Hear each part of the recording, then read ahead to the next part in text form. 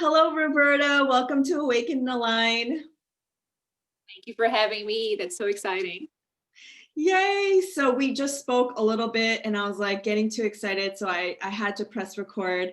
I just really want to know, your origin story first before we get into the questions. Where are you from? And I saw that you were a former lawyer. Tell us a little bit about your story. Cool. Yeah. So I was born in Brazil, in Rio. And as a teenager, I moved to New York, became a lawyer, and worked as a lawyer for a few years actually before teaching yoga and meditation full time. And this is something that yoga and meditation it has always been part of my life since I was probably 12 or 13. And it's interesting because I kind of discovered yoga by accident because in my family, I'm from an Italian family in Rio. We're so like traditional and nobody did yoga. This is like early 90s. Nobody heard about it in Rio. So I just came across this class. It was a class for people that had injuries, that had pain in the body, and it wasn't even like a spiritual class per se. It was more like movement. They had a little bit of meditation at the very end, and I just loved it so much. I just felt like, oh my God, this is amazing. This is exactly what I need. And then a few months later, we I was at school and I was blessed to have, I tell people about this because it's such a blessing story. I was blessed to have a teacher, a physics teacher, not really a spiritual teacher or anything like that, just like in high school.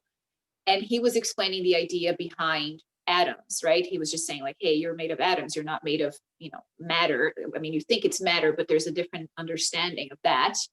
And I remember as soon as I heard that, I was just like, wow, this. So basically, reality is not what I think it is, right? So reality is different. Mhm. And that kind of like propelled me and prompted me into studying yoga a little bit more and meditation because, of course, science was something that I have always been passionate about, especially after hearing that. Mhm. So quantum physics, I love. We're going to talk about it. I know I love quantum physics as well. But in a nutshell, that's kind of like what created this interest of mine to towards anything mystical, really, because I couldn't really find the answers completely in science. I think there's just so much that science can give you, although it's a lot, and I'm not saying discard it all, entirely, but I felt like yoga and meditation, they can really help you. And then fast forward a few years, I did go to law school in between practicing yoga, studying, and thinking of these concepts. Eventually met my husband, who is from Canada, and then we moved to Canada, and I live now in Vancouver, and I have been here for about 10 years, Mhm. and opened a studio, closed the studio, and now have been doing a lot of the yoga and meditation online. So yeah. And did you find like the regular, not regular, but the traditional like asanas, like the hatha or vinyasa yoga, or did you jump right into Kundalini? It was actually interesting question because initially what I found in the 90s, it was power yoga because it wasn't Mhm. even like any kind of like other methods, I guess, at that time there. But my teacher, who's my friend, the person that was my teacher at the time, now she's my friend, she was quite interested in philosophy, like yoga philosophy. So her classes were not like, oh, let's just do power yoga to exercise. And there's nothing wrong with that. I think if people like doing that, it's better than not doing anything, of course. But I do feel that if you find a good teacher, the whatever the name is, it doesn't really matter that much, Mhm. because it was a yoga class that had some depth. It wasn't just doing movements and stuff like that. She was really inspiring us to question things and kind of like open up our awareness. However, and this is interesting because I just like I'm such a nerd. I like to study everything that I do, everything that I practice. I like to know more about it. So I started right away to read about yoga, to read about meditation, and of course I came across Kundalini yoga. This was in the 90s, and there were a lot of videos with Madonna. I don't know if you guys have seen that, but like the DVDs. Mhm. So I did actually start practicing in the 90s, but not as a practice that I certified, that I became a teacher of. I became a teacher of Hatha yoga initially and eventually Kundalini yoga. But how the whole transition happened was, I practiced and I loved it. I felt so connected to it. But of course, the power yoga movement was quite strong back in the early 2000s and so. Ashtanga as well. I taught Ashtanga for a while. And eventually what happened was that that kind of yoga, though I love it, and I still go to my friends' classes and practice, flow and that kind of thing, it didn't feel complete to me. So I felt called to revisiting Kundalini yoga again. So I went online and found a video on YouTube of my teacher talking about cold showers. Mm-hmm. And that was like, maybe I should try that again. And then that's how I kind of like connected back with Kundalini. So for me, it was kind of like almost like a full circle story. Mm-hmm. Yeah. So for our listeners, I was just sharing with Roberta that I was experimenting a lot with what we're going to talk about, which is the quantum physics and shifting realities. And I just happened to pop in Rama Festival's like opening evening, and it was 9 p.m. Eastern time. I won't forget this because I was in my pajamas in bed watching Roberta's talk. And I wanted to ask 1,000 questions, but I was so tired. And she was talking about all of these topics that I have been experimenting with. So I wanted to have her on to share a lot of her practices. So once you discovered this area, right, this like quantum physics, and I'm a nerd too. So when you started applying it to your life, is that when you switched over to teaching this, or obviously you've manifested things in order for you to be like, this is real, this is happening? Yeah. I think the answer would be yes and no, because I think that we are, in a way, this is my understanding, is that we are being supported by the universe. I believe that. I believe that things happen not by accident. I believe that you meet the people that you need to meet, and you're going to be put on the path that you need to be. However, this can be in a conscious way or an unconscious way. So the unconscious way is when you don't know what's happening and you feel a victim and you feel that there's just so much that you can do. So in the great scheme of things, I think that we are in control, in the sense of we are divine, our soul. This is the part of ourselves that sees the big picture. So from that big picture, even what's happening right now on the planet can be considered beneficial, right, in the long run. So we don't know why this is happening right now. It's really hard because, of course, when we are in the middle of it, I'm not saying that it's not painful. I'm not saying that we don't have horrible days as well. I'm just saying that in the great scheme of things, we can try to see things from this sort of like expanded perspective. So I didn't have in my early 20s, which is when I transitioned from law to teaching yoga full time, I didn't have the conscious sort of like, I am creating my destiny right now. I'm manifesting this. I didn't know this, but there was a little voice in the back of my mind. And this is what I hear a lot from clients when we work 101, is that they tell me, I'm doing this job and I really hate it, but there's something that is telling me to quit it. There's something that is telling me that this is not what I should be doing. Mm-hmm. So that's what I had, right? This sort of like, it feels like a voice in the back of your mind. That's how it feels to me, like my clients. But I just felt like I needed to pay attention to that voice, right? So the quantum physics, the studying of quantum physics and yoga helped me to find the courage to pay attention to that voice, right? And be quiet enough, because meditation gives you that, right? You're there meditating and you're not really, doing anything else other than meditating. So sometimes you get the insights. And every human on the planet has the capacity, or not non-human, but if you are here on this planet right now, you have the capacity to tap into this intuition, to expand this intuition and go after it, right? Pay attention to it. So I would say yes and no, because it was done in a sort of like somewhat unconscious way. It wasn't like, oh, I'm co-creating reality, I'm manifesting reality, but it was creating reality. Right. And thank you for reminding me of that, because we're manifesting all the time. We're creating our reality every moment. The question is it the reality you want to live in, right? And that is something that really, but it was like the light bulb that went off in my head like just a month ago, is that every single moment is you're making a decision on your reality.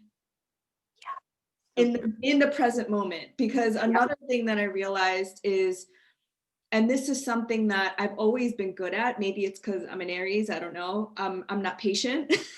But, you can't wait till tomorrow to start something, because tomorrow becomes now. Yeah. And yesterday, if you're living in the past, like what happened years ago, you're living that same moment now, because now is the only moment that exists. So I would love you to, you don't have to repeat everything you said on that night at Rama, but how you present this to people when they're like, what is she talking about? Yeah. Yeah. So I think the easiest way to see that is exactly what you're saying. Like the time is now, right? That's essentially the principle that you can have in your mind, both in a way of it's a reminder for you to act, but also it's literally what is true. So time is an illusion. This whole idea of past, present, and future, that it doesn't exist. It is a creation of the mind. Although, you can argue that anything and everything is a creation of the mind. So even that word manifestation, because I know we use this in the context of creating a different reality, of calling forth different things that we want for ourselves. Manifestation is, you are a manifestation. Everything around you is a manifestation, because that's how you perceive things. It's from this perspective. So if time is an illusion, if everything is happening at the same time, and the way that I like to explain this is a little bit like if you were able to kind of like float out of your body, right? If you look at time as this timeline, because that's how we describe it, right? This is like past, present, future. If you look kind of like a line and you put yourself in, it's so far away that when you look down, you see the beginning and the end of this timeline as one thing, type of thing, right? And it's not exactly a line, it's more like a circle. So it's kind of happening exactly at the same time. And because of that, the reality or the sort of like the timelines also happen at the same time, because anything is possible at any sort of like split second. This is another quantum physics principle. Anything is possible. This is the reality, how everything was created from the idea of the Big Bang. If you think of the science behind it, how is it that it came about? It was the fact that God or the universe or whatever you want to call had the thought, let me be many. And this is sort of like a constant process of creation that happens in itself, creation and destruction, creation and destruction. And we're living in this sort of a bit of like in a movie or like a dream. That's the reality. But actually what is happening, if you were able to put yourself a little bit far away from that for a moment, and in meditation you can do that, right? When you have a very in-depth experience in meditation, it's almost like you recognize that. I don't even have to tell you, just like, whoa, that's what I saw. And I actually have a very interesting experience that happened to me in New York City, walking around in New York City, just like, oh my God, this is a movie. Because my biggest awakening happened actually in New York City. I'm so passionate about New York. And I'm like, the cabs going and people yelling, and I'm like, oh, everything is God, like just that kind of awakening mind, blasting thing. But anyway, so when you see that from that perspective, you start to understand that because anything is possible, it's also possible that there are different timelines. So different versions of you doing different things. And when you're just not aware of it in this timeline, that you were doing something different in a different timeline. Mm-hmm. I like to give people the example of when I used to be a lawyer, because I had this career path in front of me, right? You want to be a lawyer, you're going to become a lawyer. I thought about that. I'm like, yeah, maybe I should keep doing this, right? And I was doing quite well, actually. I was an international tax lawyer, very specific, really, really good work. But I just felt that voice, that little sound in my head, that little voice in my head saying, that's not for you. That's not what you're supposed to be doing. And I decided right there and then that I wanted to shift and I'm going to teach yoga full time. So it was a leap of faith. Mm-hmm. It was just kind of like, I'm going to make that decision. It's a second that it takes. And I'm going to do this. Like you said, it's now, right? And the moment I did this, I shifted the timeline. So no longer a lawyer, but a yoga teacher. However, that timeline still exists. So technically speaking, there could be a Roberta that is a lawyer, right? Still working, at the law firm, marrying the guy that she was supposed to marry, doing the things that she was supposed to do, but not me right now talking to you guys, right? It's a bit of a kind of like a thick, in a way, concept to understand, or heavy concept to understand. But I say to people, if you experience it rather than try to kind of become intellectual about it, because you can read about quantum physics, until you're blue in the face, as they say, but it's not really something that it's going to help. It's not really something that can be understood by the mind. And that's where, say, science ends, because science just has a certain kind of like structure that everything is done. Even experiments have to follow a certain structure. As you know, if they don't follow that structure, if they don't follow that way, then it's not scientific. So there are limits to what science can do and can explain to us.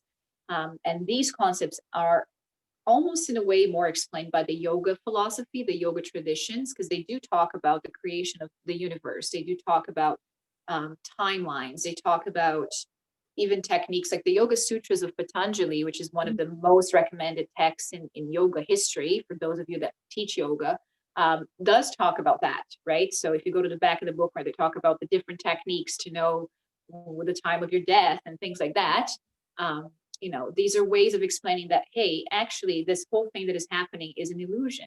What you think is reality is actually an illusion. And it's happening, it's being manifested all the time in an unconscious way for you and by you in an unconscious way. How about doing it now consciously? How about taking control, so to speak, of this co-creating reality? That's kind of like the idea in a nutshell. Yeah, oh my gosh. I also recognize when I've shifted my timeline, when I get crazy deja vu. Like first I'll have these lucid dreams and then I'll have crazy deja vu and I'm like, oh, I must have switched my timeline. Have you experienced that as well? Oh yeah, yeah. Deja vu is an example of that, right? It's actually when I say to people like, oh, I don't know if I get this. I don't know if I do this. And I say, have you had deja vu? Have you ever had that? Oh yeah. So then you have shifted this timeline, or at least become aware of the fact that the timelines are shifting, that you're kind of jumping. The other way is when you feel, you know, when you change your life so much. I mean, you probably have that experience with what you're telling me before. And then people tell you things and stories about that time when you used to work in corporate. And you go like, what? It feels like it's like a different timeline and a different lifetime ago, right? Yes. Right. So that's an example of this sort of like quantum leap that we talk about, because it's, you know, in people that have had, even people that have had like very hard life stories, right? That I'm not saying that you kind of block the memory. That's not the same. It happens almost like it's not a big deal. It just happens on its own. And you go like, whoa, wow, I guess I used to do that. I guess I used to be this person, but you can't really relate to that person in the same way. It could be in your memory, but it's not really who you are any longer. Right. So that's another example of when you shift, when the things drop. The other one, which I like to say to people, happens quite often too, and sometimes clients get upset about it because, you know, they don't understand, is when friends that were friends so close to you and so, you know, amazing, as soon as you make a decision that is a life-changing decision, that is a timeline jumping decision, these friends, they don't want to talk to you anymore. Yes. Friends just like disappear, right? Yes. You're blowing my mind right now. Because, you know, it's just essentially that person, that frequency, or that timeline, if you want to explain that you were, it's no longer there. So it's almost like it's not a way of saying like I'm better than these people, because I say to people, it's always good to have, you know, friendships to many different people, but sometimes it's nothing that you didn't do anything. It just happened, and it's just that relationship just kind of falls apart, right? Yes. And at the same time, it can be the other way around. It can be like you might be somewhat be reconnected with someone, or kind of like meet somebody. I have this client that was telling me the story that she met this guy. She kind of barely met the guy. She was at a party because her best friend wanted her to go out with the guy. And at the time she had such a low self-worth. Like she was working on that, like around relationships, and we were working together. And she's like, oh, you know, that guy would never be, I don't know, I'm just not for me. And a few months later, about a year later, she goes to a restaurant and that guy was sitting there. And the guy at first when she first met the guy, it didn't look like the guy was going to be interested in her or get interested in her. It just wasn't a good match.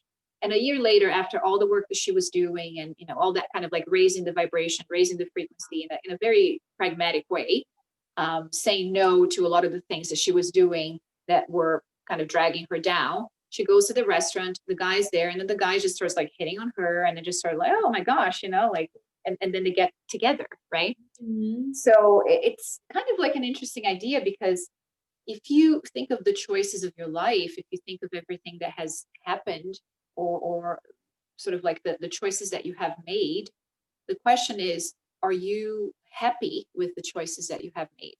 Mhm. And if the answer is no, if the answer is like, no, I'm not, I'm regretful, or I don't know, just it's not fulfilling, it's Mhm. a sign that you should start listening to that little voice and Yeah. make the decision to shift that timeline. So this is the pragmatics of it, right? Right. Yeah, and I think our consciousness shift is making decisions based on our true passions and who we truly are, and abundance and love versus fear, right? Because I made the decision to work in corporate America out of fear, out of like, I need to survive, I need to make a lot of money. And clearly that timeline only served me for that long. And I decided to quantum jump and change my life, which is why I'm living the life I live now. But I think that is like an important point too, is like, why are you making those decisions? Is it out of fear or love? Very good point. So true. Because, it's possible, and we do manifest things out of fear. This is how society has been operating for so long, right? So it's like, oh, you have to get the job, you have to do the thing, you have to. And so it's sort of, you do things, you act out of fear, so to speak, but it's not the same. You don't get the same expansion. You don't get the same sense of fulfillment. You don't get the same sort of, especially when you're trying to prove something to someone. Like it's like, oh, I'm going to get the job, or I'm going to get the big car or the big house because I want to impress so and so, right? In my family, or I don't know, sometimes even like friends, right? But it's not really fulfilling. It's not really who you are. Mhm. And we have not been put on the planet, on, this is what I believe anyways, that we have not been put here to prove things to others, to have this sort of like safe, kind of boring life, unless this is your thing and this is bringing you joy and contentment and you're feeling ecstatic about it. Then yes, do the thing.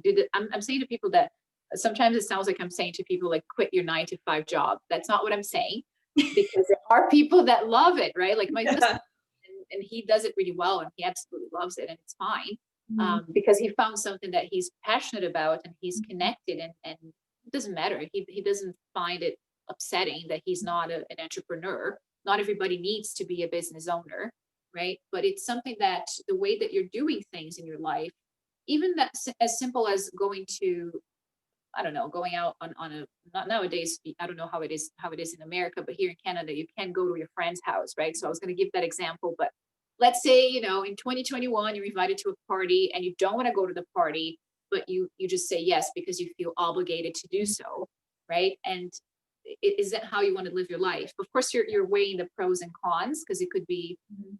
it could be something like you're just feeling a little grumpy that day, and if you go, you're going to love it, or you're going to meet like the love of your life, who knows? But it's something that you have to put in your kind of like, is this something that I want to do? And as soon as you say yes, I want to do it, you go with it. Yeah. Just really finding yourself, that self assurance. You find that kind of like, yes, this is the decision that I made, and because I made that decision, it doesn't mean that I'm not going to change my mind. I can totally change my mind later on, but you go on board with the Mhm. decision. Because that's the other thing that I see too a lot with clients, is that it's almost like you're not really, you're afraid of choosing, Mhm. because you're afraid of everything and anything. And Mhm. then once you make that decision, I'm going to quit the job, right? That's one that people understand. And as soon as something happens, like you're launching your business, and then you create your website, you start promoting your business, and people don't sign up for the things. And Mhm. then you just go like, oh, what have I done?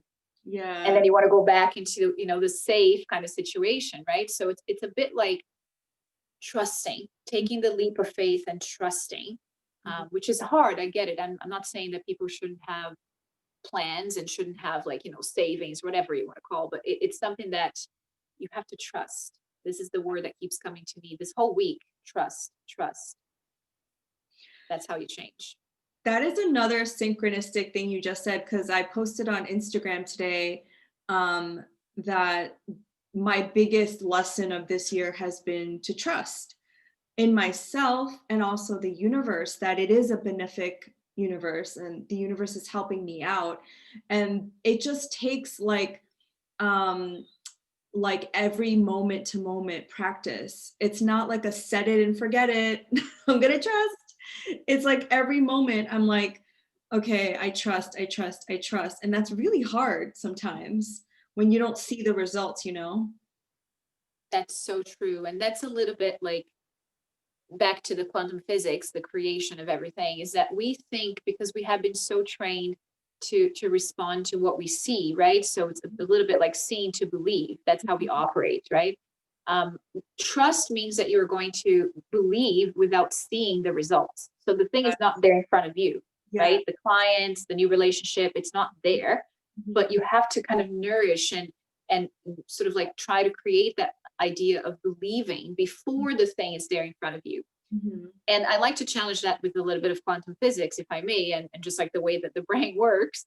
We think that we see things and then believe, but it's actually the other way around. Mhm. Because anything that you see and you acknowledge that you're seeing, like the phone in front of me, the camera, the things around me, I know that this is a phone because I have been trained and programmed to see and understand that this is a phone, right? Because I learned that this is a phone. So first, the belief is there. And then when I see the phone, my brain just goes, oh, it's a phone. And it recognizes as a phone. Mhm. There's a famous story. I don't know if it was The Secret or one of these, movies back in the 90s. And this is the story when I think it was the Spanish people or the Europe, some Yes, I European know were, this story. you know the story? Yeah. They were coming to America, and the indigenous people didn't see the boats. They didn't see because they didn't know what a boat was. They were coming, and they only saw when they were very, very close, and they could see people inside the boat because their brains couldn't wrap their minds around that, right? And this is something that is another interesting question, which is what else what else is going on here that we don't see? Mhm. Maybe different dimensions, maybe different planets, different things happening right here, and we just don't see it because we haven't been trained to actually see these things, right? Yes. I love that story too because what I understand from, the quantum field is that if all possibilities exist, then everything is already here. You just can't see them with your senses. So it is that idea that you have to train your other senses, which are senses that they don't teach us in school, but we learn in yoga and we learn in meditation, which is your intuition and almost like your spider sense, like you can feel it before it comes. Totally, totally. And it's something, it's I like that you said that you can train to see it, much like you trained yourself to see the things that you see and taste the things that you have, that you taste. It's something that anybody can do. Anybody can train to be more intuitive or more psychic, Mhm. whatever word you want to use, because it's something that it's part of your it's possible, with even within this human body that we have, it's still possible. The question is, what kinds of things are you training yourself to see, and that kind of thing? Because it's obviously there is a reason why. I often tell this to people, like I'm sitting here on my pillow. I'm talking to you and I'm not thinking about the fact that my buttocks, are touching the pillow and the temperature and the feeling, because otherwise my brain will just go like crazy, right? Yeah. So you kind of like focus on whatever it is that you want to give your energy to. So the fact that it's out there, which is out there, doesn't mean that you have to necessarily perceive it all the time. And that's why the focus, that's why the meditation, the yoga practice, it's so important, is because it can direct your focus to what is it that you want to give your attention to? What is it that you want to do and focus and create or perceive or believe to make a difference in the world and for yourself? First and foremost, yourself, then the world. And yeah, so the focus is an important thing too. Yeah. So one thing I've been really thinking about is like fate versus destiny. And I believe that, like you can just live on the default mode and just like accept, which I did for a really long time. I actually went to a tea leaf reader in 2016 before I quit my job. I honestly think she was the spark that lit my ass up. she was this Irish woman in this back bar in an Irish bar, so random, but she was literally like, you are just settling for everything, your job, your boyfriends, like you don't even realize like what you could be and you're just settling. So I believe like you can live on the default mode, or you can, you know, step into the unknown and create the highest timeline for yourself. So if there are multiple realities of possibilities, where does that fit in with that? Like if I am focusing my attention on my highest timeline, am I always going to reach that point with all the reality options I have? So it's a great question, and it's something that I've been contemplating myself too. Great synchronicity, because a lot of the yoga texts, what they tell us is that the reality in itself, what we think the reality is not really the reality, right? This is sort of like a movie, and we're all here having fun. And this was my experience too when I'm walking. I told you I was walking the streets of New York City, and I'm like, oh my gosh, like this is such a, this is not really the reality. It's kind of funny that we get so caught up with it. It's like when you're watching a movie. I just started rewatching Downton Abbey, which I cry so much when I watch it. Oh, love it so much. So it's like you're so caught up, and I'm like, oh my god, and I'm crying because this is basically our lives, right? So we think it's sort of like happening this way, that I'm talking to you this way. It's just the movie kind of thing. Mm-hmm. If you have that understanding, which a lot of the not a lot, but some of the enlightened beings have, which is essentially always good. So when we hear that in the yoga text, they talk about contentment, be content with what you have, practice gratitude. They're talking about this sort of like higher perspective, which is basically in this higher realm and higher perspective, there's no right or wrong, there's no good or bad, there's no destiny or fate. It's all good because it's all kind of not real, right? But this is sort of like, if you will, I don't like using that word, but it's almost like a stage in awareness. When you reach that stage, you basically, you don't care, right? And there are some beings that live like that, they don't care. But until then, and this is sort of like what I like about Kundalini yoga, because it's the yoga, we say, of the household. So the householder is essentially, how do I live my life in a better way, in a way that I can feel more uplifted, more expanded, and I can help other people. So from that perspective, there's definitely a fate and destiny. And you know this because you can feel the frequency, the vibration. It's not about emotions. Somebody asked me about emotions the other day. What if I feel upset? I mean, everybody's going to feel upset at some point, or sad or angry. It's part of the experience. It's not about that. It's more like, what is happening in your life? What kind of choices are you making? And are you happy with these choices overall?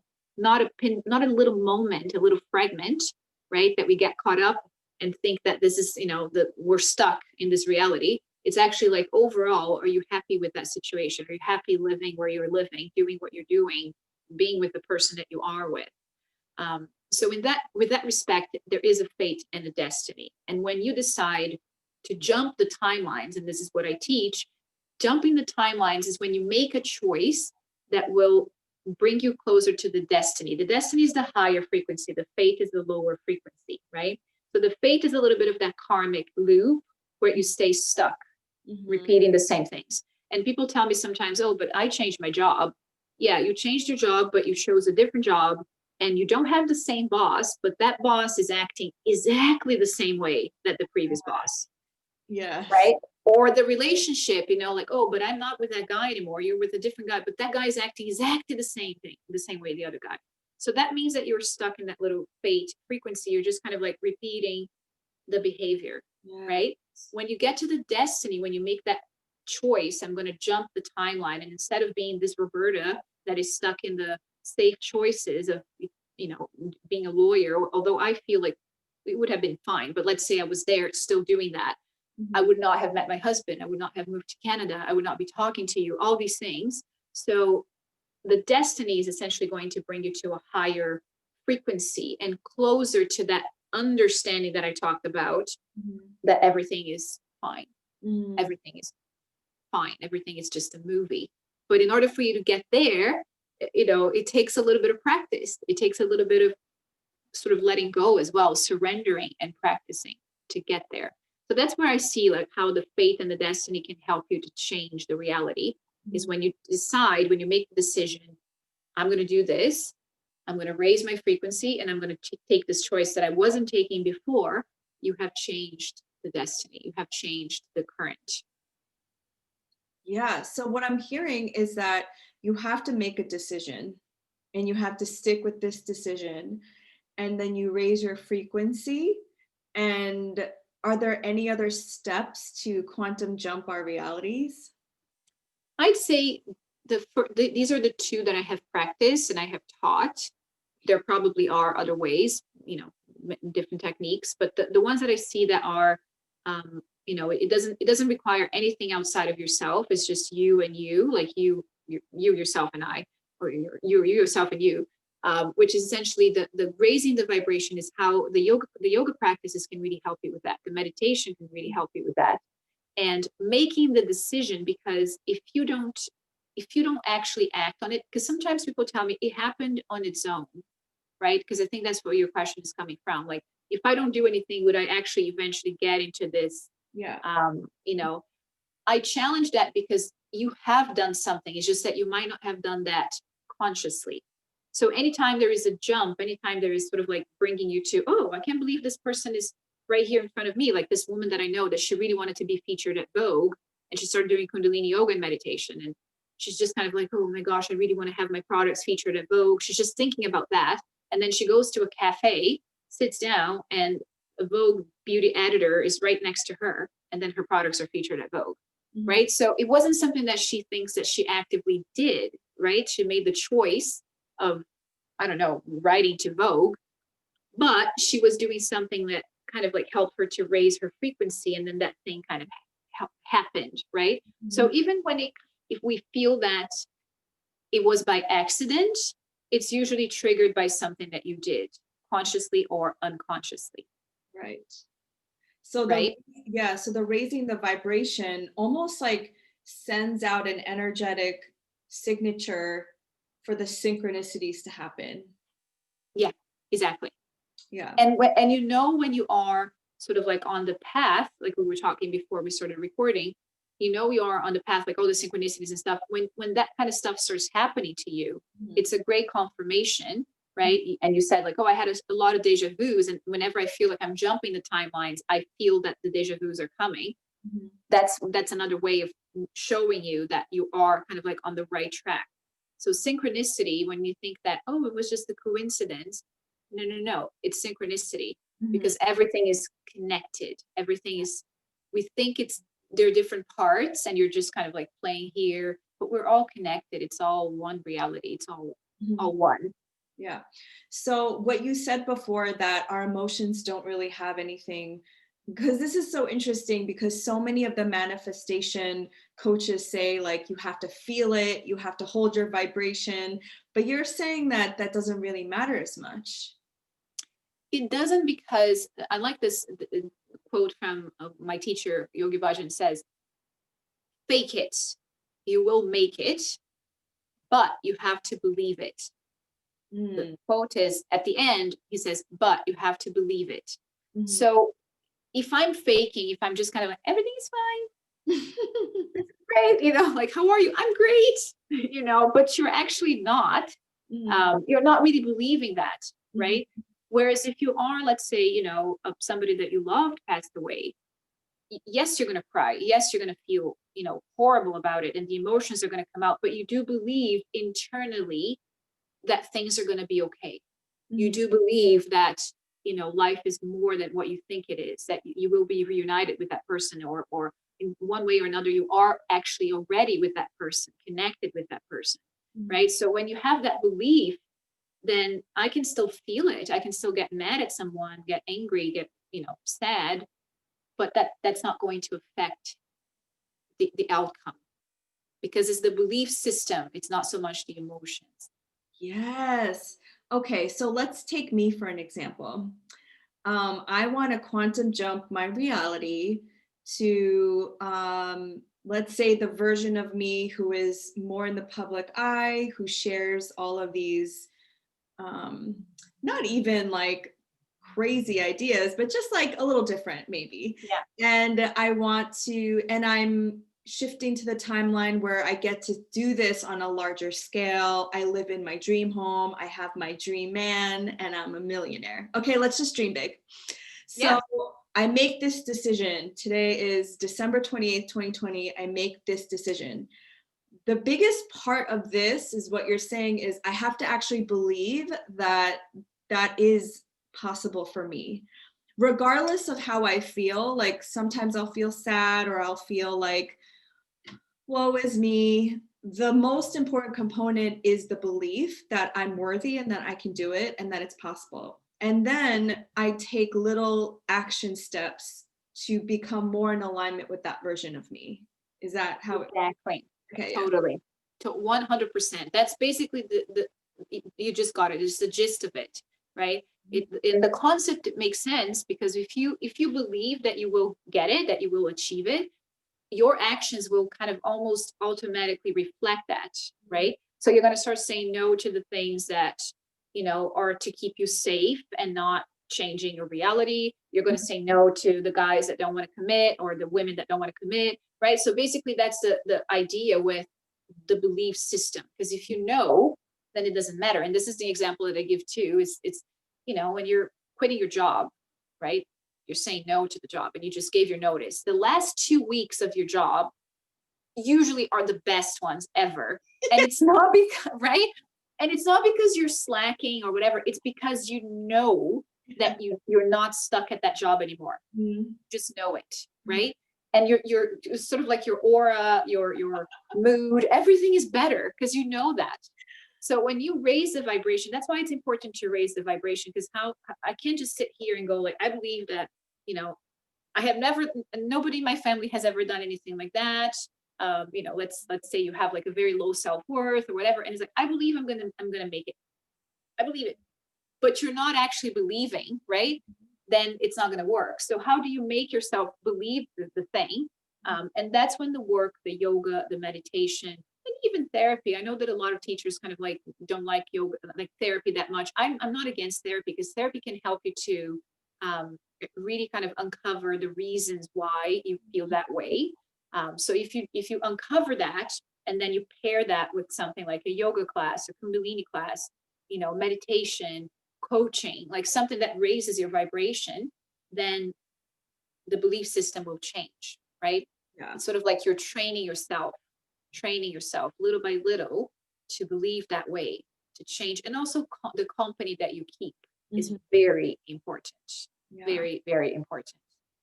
Even if you're not an entrepreneur, like there's this guy called Gary Vee. Do you know this guy? I love him. Yeah. I love that he's a New Yorker who curses on Instagram. I know. I'm like, my family's from Italy. Like, I'm like holding myself because every second word is a curse normally. Not that much, but I do curse. So I'm like, oh my God, and I love that. So Gary Vee actually says something which is, some people might not like it, but it's the reality. It's actually a yoga teaching. That's why I like him so much. Get rid of your loser friends. He says it that way, right? The yoga teaching is the company that you keep. Pay attention to the company that you keep, and it's both ways, external and internal companies. So external is like whoever it is that you're hanging out with and spending your time with, and internal is the sort of like the self-talk, the belief system. So you're kind of like changing that a little bit. And I do believe that is important, and this is, any kind of coach will tell you that it's important to, if you want to create something, right? You're giving yourself as the example, like I want to have like a bigger house and my business. Get to know people that are doing something like that already and hang out with them. Yeah. Make friendships and partnerships and things like that, not just from a business perspective, but internally, right? Somebody that also quit the corporate world and, decided to do that thing, right? So it's a very important thing to do. Yeah. I think he's an executive coach in like the psychology industry. I think it's the quote is you, like, look at the 5 people you surround yourself with. I think it's a Jim Rohn quote, and it can tell a lot about who you are and like where your goals are, and similar. Yeah. And even like nowadays, it's like, who are you following on social media, right? What kind of accounts? And I went to this like whole kind of like Marie Kondo of my social media, thing when COVID started, because I was like, why am I even following this Right. media platform or this person or this and that? So it's very important to train your eyes. It's also yoga. Train your eyes is the discipline of what is it that you want to see? What do you want to look at? Where's your focus going? Right? Another Kundalini teaching, you have X amount of time, X amount of energy, how you're spending your day and your time, Mhm. right? Everything happens at the same time, but you're still counting the time in this realm, in this reality, as a 24 hours, day. So Mhm. how are you spending your day, right? Yeah. What is your definition of raising your vibration? Because that term also gets thrown out around a lot. So to me, raising the vibration is anything that can connect me with the spirit. And it has many different names, right? Some people call soul, some people call God or the universe. So anything that can actually bring me to a different sort of like perspective, a different understanding. And it's hard sometimes because I know that I work with people that tell me like, but I don't believe in God, but I don't have this. I don't like spirituality. So if you don't like that word, shifting perspectives, it's raising the vibration, but shifting the perspective to a perspective closer to what you want, Yeah. right? So not just like because you're looking at somebody else's point of view, but you're just shifting to that belief system that is closer to what you want to essentially bring forth, call forth. So that's the raising the vibration. But Mhm. to me personally, and what I teach is anything that is connecting you to the spirit Mm, that is bigger than your small self. got it. I think when I say when you move out of the 3D to the 5D, I think people like that better because it's not associated with God. Yeah. Because the Yeah. 5D it's easier to I don't like using that word manifest, but it's Yeah, easier to, I get it. Yeah. right? I think you said that too. You don't like that word. But it's easier at the 5D because it's not as physical as the 3D. Yeah. Yeah. So something that is just taking you a little bit out of that kind of like the usual perspective. And sometimes, you know what, sometimes traveling can be that, can Mhm. do that. And it does that quite well. Because especially if you go to a different place with like a different culture, like a different way of life. I've had a lot of friends and people that were, because I'm friends with anyone and everyone, to be honest. Like I have friends that have so many different backgrounds, like from like the most conservative traditional person to the most out there person. And I find it cool to have different friendships. It's not for everyone, but I'm okay with that. But I have this friend that she comes from a very traditional family, like very sort of like in this area of Canada that is usually um, people say is the Texas of Canada. And she comes from this very like it's funny Alberta, and she's super like her family's in oil and gas, and she's Mhm. super like very traditional, and that's how she was raised. And she had never left the country, only to go to America a few times, but never left like North America. And then when she went to school, they offered her a program, sort of like a partnership that she could study in Africa and do some kind of work there. So she goes, I think it was Ghana. She goes to a completely different place, a completely different culture, and she came back a completely different person. Mm. After being in a different, I get goosebumps because it's similar to like the idea of going like the astronauts when they go like they see Earth and they go, "Oh, that's a shift in perspective too, Yes. right?" Yes. Oh my, that's why I love traveling because you realize like, wow. I know, and we will be able to do it again. I know it. What is so exciting to me is that we can take what you just taught to the collective level. Like we can shift our own timeline as a collective to the highest expression of what we want to experience. And that's why I'm so passionate about this work and what you're sharing, because if we all like dropped out of the victim mentality and that we're being controlled and whatever, no matter what your opinion is of what's going on, because I don't really know for sure, but if we can all collectively go on the timeline that we want to experience, that's how we change the world. Yes, totally, 100%. And if it's done, if it's done in a way that is empowering, like, and really like coming from that center of like, yes, I know, and I'm here to experience reality in a different way, and whatever it is that you want to call, like manifest. It's something that I do believe that. I do believe that if we hold this vision together, if we hold this vision in a way that is first for us, because of course the first person that we have to relate to is ourselves, and we don't even do that.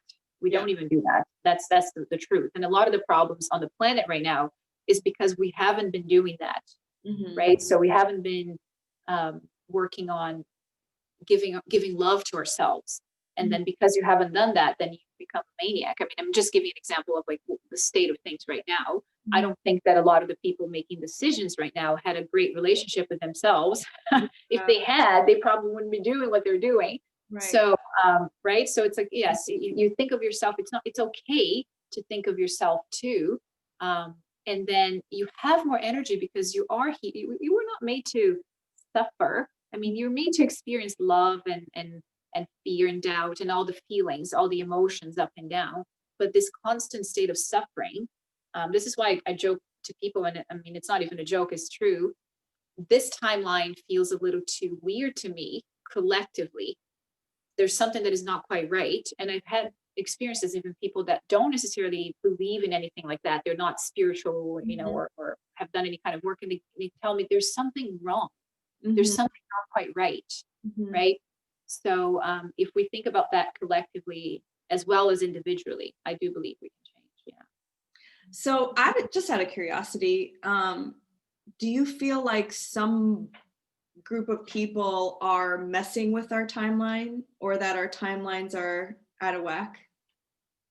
I think that it's possible. I honestly don't know the answer. Like I think that it's possible that this would happen because there is already technology for that. And this is something that I just like to learn about, the conspiracy theories, and even before this whole thing, even before this whole thing happened. I mean, I have seen UFOs in person. Right. So it's not something like somebody's telling me from out there. It's like, no, I actually saw it with a group of people. It wasn't just me, but I do think it's possible that it's been done. And that's actually what I feel that it's happening now. In terms of like what it is exactly, if this happened, in the timeline before, right around like the Nazi bell, they're talking about that they probably managed that technology, and then this is happening right now. I don't know as far as like exactly what happened, but I do feel that there's something odd. It's not just because it's a virus or anything like that. It's not just that. There's something about it that feels a little broken. Yes. And not to scare anybody here watching this, but I have had also glitches in my matrix, a little bit of glitches, right? Yes. And I sometimes feel that I'm actually living, that I can tell consciously about 3 different timelines. Yes. And I'm exhausted because of that, because I'm kind of like, oh no, go back into this. And it's not like, it's not making my life impossible. I can still go about it, my things, and, do my business. But in a way of like an expansion, is like, I feel like there's about 3, they're way more than that, but we should not be consciously aware of it unless we wanted to. Exactly. That's the game, Yeah. I'm wondering if we had the same moments at the same time, because I noticed that in March or April or somewhere in the beginning of this year, there was a glitch, because not only was I feeling it, but I saw glitches, like literally the movie The Matrix. Like I saw like the codes, and I was like, what is happening? And then another time in the fall, I think it was between September and October, again, it happened. And I was like, okay, somebody's like messing this up. And not only that, but I was just in Tulum, and I met so many people that literally did not believe in COVID. Like they just didn't believe its existence. And it really got me angry. But then I realized that maybe they're living in a different timeline where it literally does not exist. Could be. That's a good point. I didn't think about that, but that's a good point. Yeah. Yeah. And that's the only explanation, because they were so adamant that it did not exist that I was like, have you not been watching the news? We're in a global pandemic. And I actually feel, part of me feels that I get it. And part of me sometimes wonders like if we just, and I do think that actually, if we really do nourish that belief of no, there isn't anything, we're fine, we're fine, we're fine, it actually it happens. We will be fine. And I think there's a lot of like spiritual teachers that are trying to do that, and not just that Rama, different teachers that I know that are trying to open our minds to, hey, maybe it's not exactly how you think it is. Maybe the COVID situation is not happening exactly the way that you think it is happening. But again, it could be something bigger than that, in the sense of like, if you think that COVID is not exactly happening the way that is happening, which it isn't. I'm not saying that there isn't a virus. I'm saying that the whole narrative, it's Mhm. completely weird, as we know. Um, at least it can open up your mind to believing that maybe the reality is not exactly what we think it is. Yes. Like he opens your mind. So I think a lot of teachers are using that as a technique, as far as like, okay, is there a virus or not a virus? Like, I don't know, like my grandmother, my husband's grandmother, she's 95 years old, and she was diagnosed um, 4 weeks ago. She's 95, and we were like, oh my gosh. And she had been in the hospital for pneumonia in March, like big time pneumonia. We even went there to visit her, but at the time they weren't even testing for COVID. This was early March. Maybe she had it then. We don't know. Mhm. Then she was fine, and then she's 95. So of course, when we hear that, we were like, oh my gosh. And she just kept calling us, and she's like, they're telling me that I'm sick, but I don't feel anything. So cute. She's like, what is going on? That they tell me that I can't go out. She lives in the home, like a Yeah. nice home, but she's like, I can't even go out to have lunch. Like, poor thing, bless her.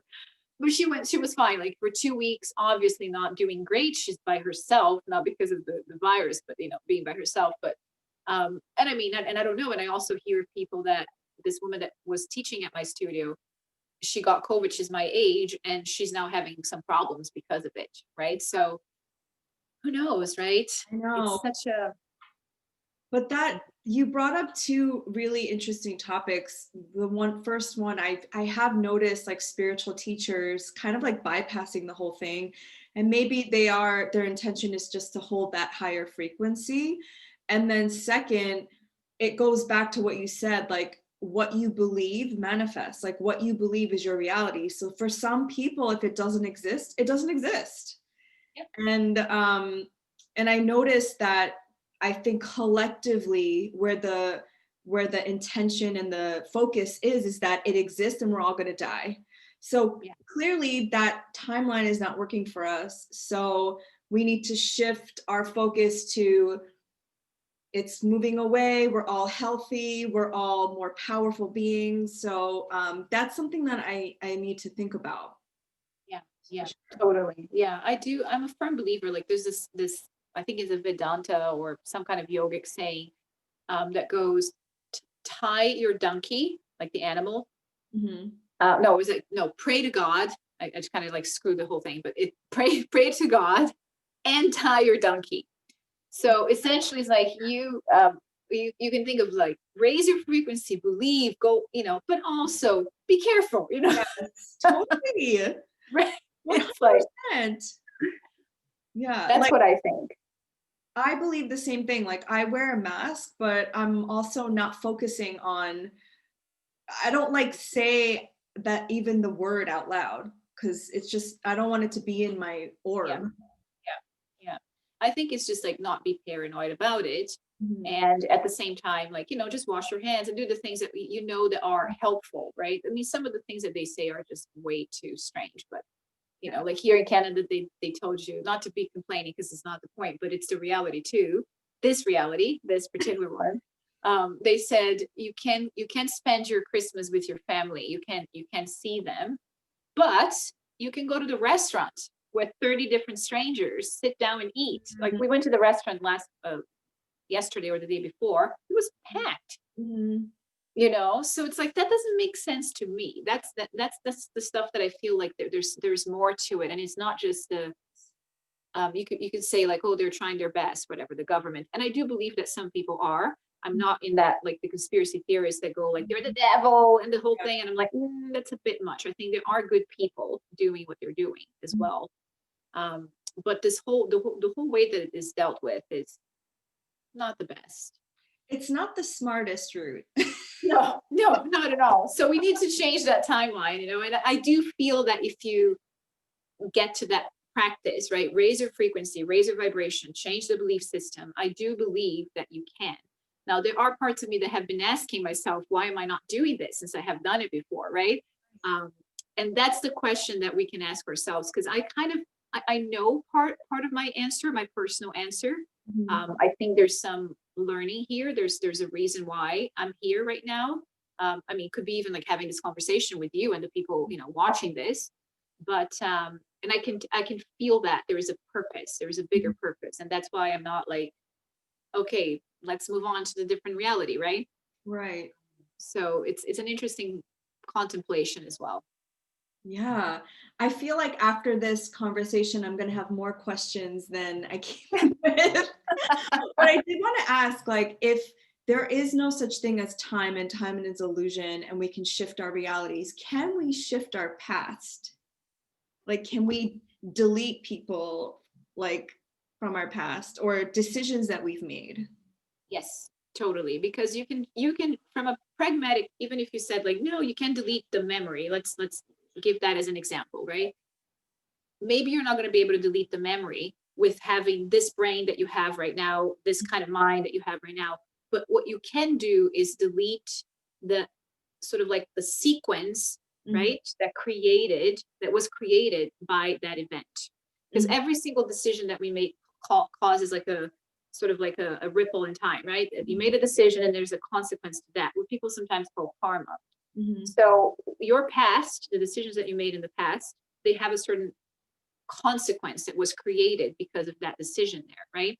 So if you manage to raise your vibration, that consequence, let's put it this way, it's still kind of rippling, it's still going there, but it's not going to affect you. That doesn't mean that you don't remember what happened, but it doesn't have a grip on you. Yeah. Right. So similar to that example of like, when I asked you, you know, there are situations when you work in corporate that you probably, people tell you and you go, what? Did I do that?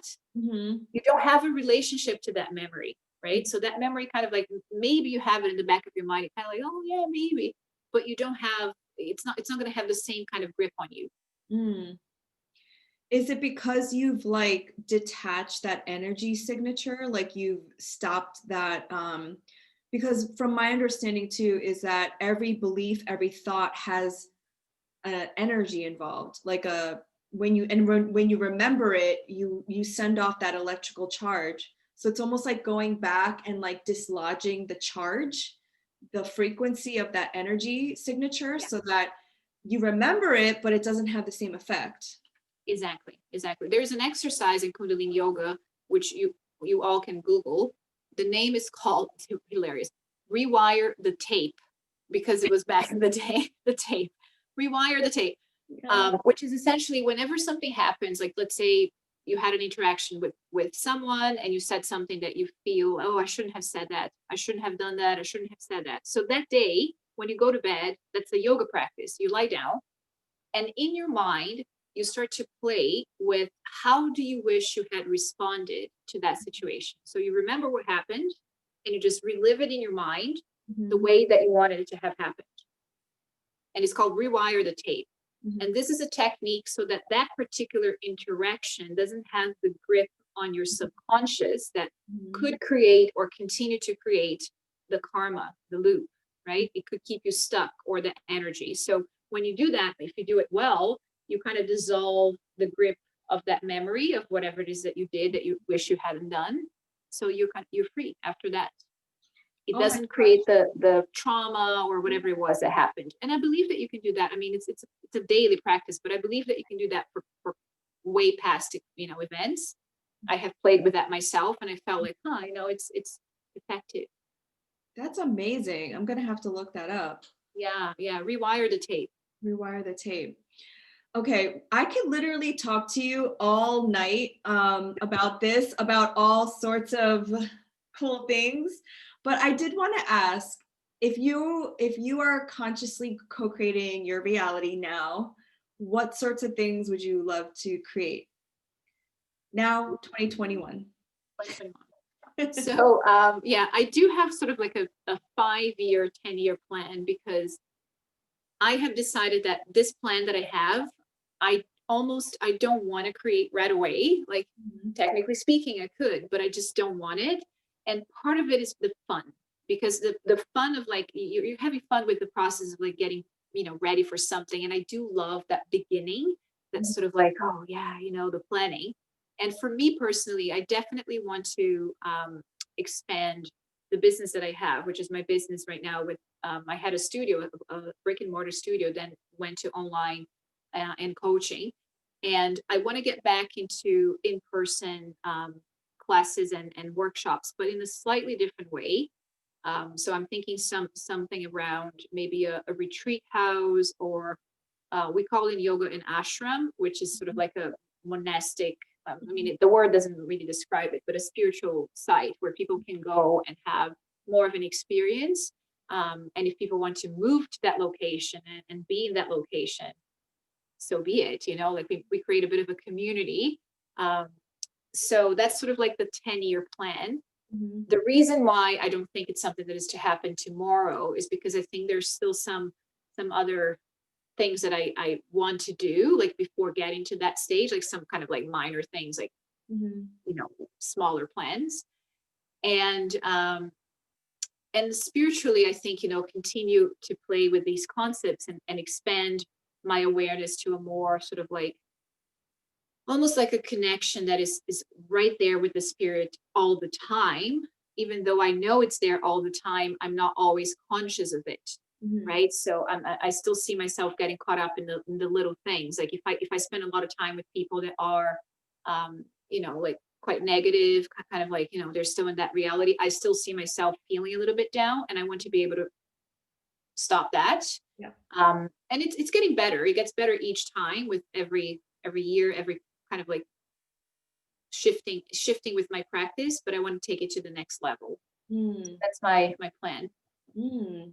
I love how confident you are that once you make that decision, it's like happening.